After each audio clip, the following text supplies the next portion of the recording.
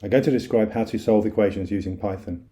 The code I'm going to show you will prompt the user to enter an x and y variable equation, or S, to solve.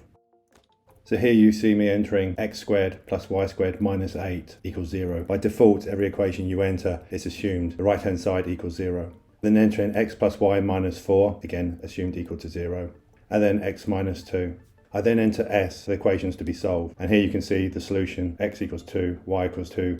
The code will also solve inequalities, but only for one variable.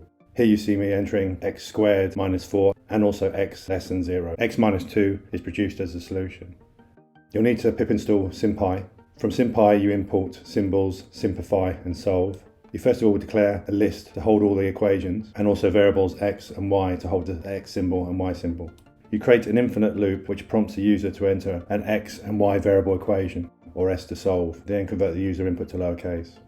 If the user has entered S, then we call solve on the equation list and then we print the solution. Otherwise, if the user has entered an equation, we call simplify to convert the user input to a SymPy equation and we append it to the equation list. When solve is called, it is applied to all the equations in the list.